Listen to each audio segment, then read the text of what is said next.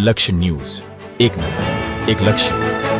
આણંદ તાલુકામાં બન્યો લૂંટનો બનાવ. 2.50 લાખની લૂંટ. વેપારીને છરીઓના ઘા મારી લૂંટ ચલાવી 3 ઈસમ ફરાર.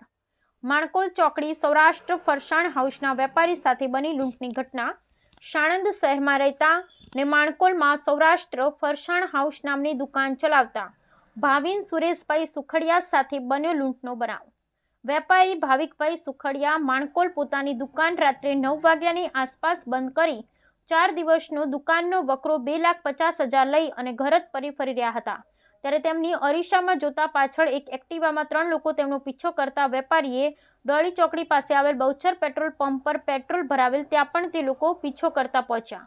વેપારી ત્યાંથી નીકળતા ગોરજ ગામે કેનાલ નજીક અંધારાનો લાભ લઈ એક્ટિવામાં આવેલ 3 લૂંટારુએ વેપારીને ઊભા રાખી હાથમાં રહેલ બેગ છીનવી લીધી. વેપારીને છોડવા ખૂબ પ્રયત્ન કરેલ અને ઈસમે વેપારીના નાક અને હાથ પર છરી વડે હુમલો કરેલ.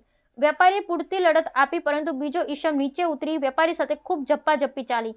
વેપારીના મોઢામાં એક લૂંટારાની આંગળી આવી જતા વેપારીએ બચવા માટે આંગળી પર બચકું ભરી લીધું હતું, જેમાં તે લૂંટારાની આંગળીનું ટેરવું કપાઈ ગયું હતું. લૂંટારુએ વેપારીના બીજા હાથ પર પણ છરી વડે વાર કરી ભાગી ખાખી કલર લેઝરનું પર્સ લઈને ભાગી છૂટ્યા હતા. લૂંટારુઓની ઉંમર આશરે 20 થી 25 વર્ષની દેખાય છે. ત્યાંથી ગાડી પસાર થતા વેપારી જોઈ ઊભી રાખી તરત હોસ્પિટલ સારવાર હેઠળ ખસેડેલ.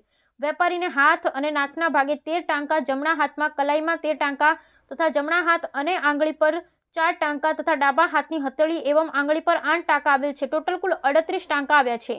હાલ વેપારી સાણંદની ખાનગી હોસ્પિટલમાં સારવાર હેઠળ છે.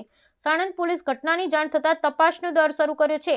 હાલ પોલીસે અજાણ્યા લૂંટારુ વિરુદ્ધ ગુનો નોંધી 3 લૂંટારુ વિરુદ્ધ ગુનો નોંધી 3 લૂંટારુના પેટ્રોલ પંપ પરના સીસીટીવી ફૂટેજ આધારે લૂંટારુને પકડવાની તજવીજ હાથ ધરી છે. બ્યુરો રિપોર્ટ ગુલાબ બૌદ્ધ, સાણંદ.